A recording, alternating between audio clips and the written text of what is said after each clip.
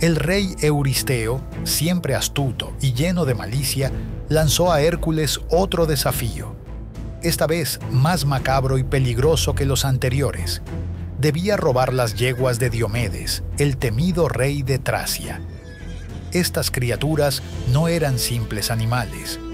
Alimentadas con carne humana, su naturaleza había sido corrompida por la crueldad de su dueño, un hombre que se deleitaba viendo cómo devoraban a sus huéspedes, aquellos pobres desgraciados que llegaban a su palacio bajo promesas de hospitalidad.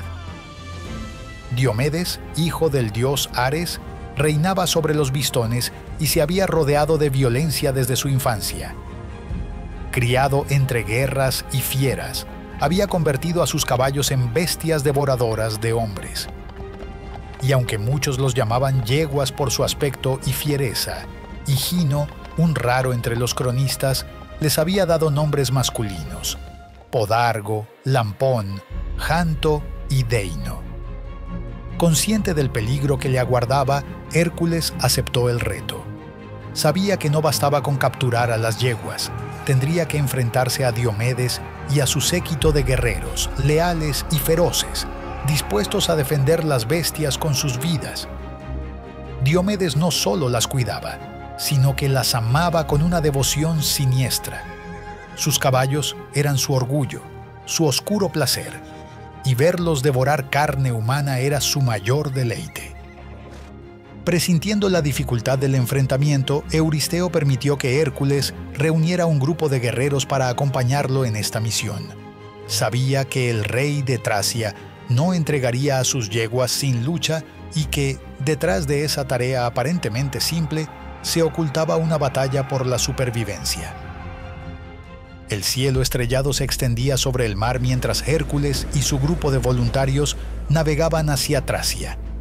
Entre ellos estaba Abdero, un joven de Opunte, hijo del dios Hermes y estimado por Hércules. El aire frío del norte golpeaba el rostro de Hércules y sus hombres mientras se acercaban al palacio de Diomedes. A lo lejos, distinguieron los establos donde se guardaban las famosas yeguas carnívoras. Al aproximarse, Hércules notó que los establos no eran normales, estaban hechos de bronce sólido, y las paredes brillantes estaban salpicadas de manchas oscuras, restos de la aterradora dieta de las bestias que albergaban. Hércules se acercó con cautela, seguido de su gente. Previamente, habían planeado cómo distribuirse para evitar la aglomeración. Desde el interior llegaban relinchos y golpes de cascos contra el metal, indicando que las yeguas estaban inquietas. Al llegar a la entrada, vio las enormes cadenas de hierro que mantenían a las bestias atadas. Eran tan gruesas como el brazo de un hombre y estaban clavadas en el suelo de bronce. Los cuidadores de los establos los vieron acercarse. Eran hombres fuertes y musculosos, acostumbrados a tratar con animales peligrosos. Empuñaron sus armas al ver a los intrusos, pero Hércules ni siquiera retrocedió. Se enfrentó a ellos con la habilidad y fuerza que lo habían hecho famoso en toda Grecia. La pelea fue corta pero intensa. Los cuidadores eran fuertes, pero no estaban a la altura del hijo de Zeus.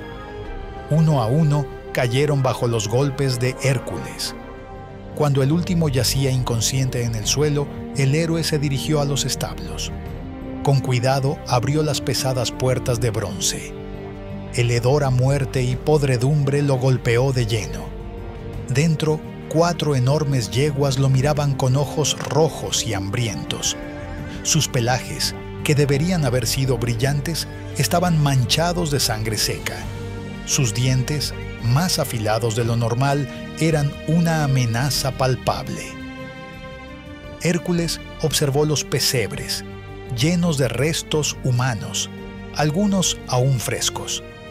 El estómago se le revolvió al pensar en cuántas vidas habían terminado allí, alimentando la locura de Diomedes. Las yeguas se agitaron al verlo, tirando de sus cadenas con fuerza. Una vez que las cadenas fueron retiradas y las yeguas liberadas, Hércules y su grupo guiaron a los animales con cuidado hacia el mar. evitando cualquier movimiento brusco que pudiera alertar a otros guardias. La intención era zarpar lo antes posible y evitar la furia de Diomedes. Sin embargo, la noticia del robo se extendió rápidamente. Diomedes, furioso al enterarse de que sus preciadas yeguas habían sido arrebatadas, reunió a sus seguidores y se dirigió al encuentro de los griegos antes de que pudieran escapar. Hércules no podía estar en dos lugares a la vez, controlando a las bestias y enfrentando a Diomedes. Por lo tanto, dejó a las yeguas hambrientas bajo la vigilancia de Abdero. El héroe le confió la tarea de vigilar a las yeguas mientras él se enfrentaba a Diomedes y sus hombres. «Abdero», dijo Hércules, «necesito que cuides de estas bestias mientras me encargo de nuestros perseguidores. Ten cuidado, son peligrosas y no están completamente domadas». Dicho esto, le entregó las riendas y se volvió para enfrentar a los bistones que se aproximaban. Hércules se plantó esperando a que Diomedes y sus hombres lo alcanzaran. Cuando estuvieron lo suficientemente cerca, el héroe desató toda su furia contra ellos. Con su fuerza sobrehumana y su habilidad en el combate, Hércules se abrió paso entre las filas de los bistones. La batalla fue intensa. Los bistones, reconocidos por su brutalidad en el combate, lucharon con valentía, pero no eran rival para la fuerza y destreza de Hércules. Uno por uno, los guerreros de Diomedes cayeron ante el hijo de Zeus. Finalmente, Hércules se encontró cara a cara con Diomedes. El rey de los bistones, hijo del dios de la guerra Ares, era un oponente formidable. Los dos se lanzaron en un combate reñido. Diomedes era excelente en el uso de las armas, pero al final la fuerza y la habilidad de Hércules prevalecieron. Con un golpe certero, el héroe derribó a Diomedes, dejándolo a su merced. Con el rey caído y la amenaza principal neutralizada, Hércules regresó apresuradamente para recuperar a las yeguas. Sin embargo, al volver, se encontró con una escena de pesadilla. El cuerpo de su amigo estaba desmembrado, víctima de la ferocidad de las bestias. Abdero, incapaz de controlar a las yeguas, había sido devorado por ellas.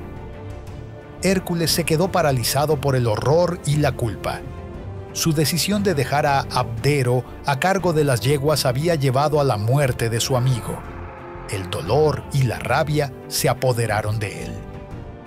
En su furia, Hércules tomó una decisión cruel, pero que consideró justa. Sin perder tiempo, tomó a Diomedes, el rey tracio que había alimentado a las yeguas con carne humana, y lo arrojó a las mismas bestias. La brutal justicia que buscaba ahora se cumplía en el mismo lugar donde había perdido a su amigo. Las yeguas, saciadas por la carne de su cruel amo, se volvieron más tranquilas. La voracidad que las había caracterizado comenzó a desvanecerse, y su actitud se tornó sorprendentemente dócil. Con las bestias finalmente calmadas, Hércules y los hombres que le acompañaban pudieron preparar el barco para zarpar sin mayores contratiempos. Antes de su triunfal regreso, Hércules, aún desolado por la pérdida de su amigo, decidió enterrarlo en ese mismo lugar. En su honor, fundó la ciudad de Abdera, situada en la costa norte del Egeo, a medio camino entre la península de Calcídica y el Helesponto. Con las yeguas finalmente calmadas, Hércules y su grupo emprendieron el viaje de regreso a Micenas. El trayecto, aunque menos peligroso que el enfrentamiento con Diomedes, presentó algunos desafíos. A pesar del cansancio, el cumplimiento de la misión aliviaba a los guerreros. Al llegar a Micenas, Hércules llevó las yeguas ante Euristeo. El rey, lejos de estar satisfecho, observó las bestias con desdén y frustración. La enemistad entre Euristeo y Hércules era bien conocida, y el rey no perdía la oportunidad de mostrar su descontento. Sin mostrar ninguna señal de agrado, Euristeo ordenó que las yeguas fueran liberadas. Las yeguas, ahora dóciles, fueron liberadas en los prados cercanos. Una vez libres, se dirigieron hacia el norte, buscando regresar a su hogar. Su viaje las llevó al monte Olimpo, donde las fieras salvajes del bosque las atacaron y las despedazaron. Así terminó el ciclo de hambre y violencia que había marcado a las yeguas. Sin embargo, otra versión cuenta que Euristeo decidió consagrar a las yeguas a Hera. Según esta historia, las yeguas formaron parte de un culto que perduró hasta la época de Alejandro Magno. Y así, con su octavo trabajo exitosamente cumplido, Hércules esperaba al mensajero de Euristeo con una nueva misión. El siguiente encargo parecería sencillo al principio, pero pronto descubriría que estaría a punto de enfrentarse a un desafío diferente a todo lo que había vivido hasta entonces. Sería una prueba que le exigiría más que fuerza bruta.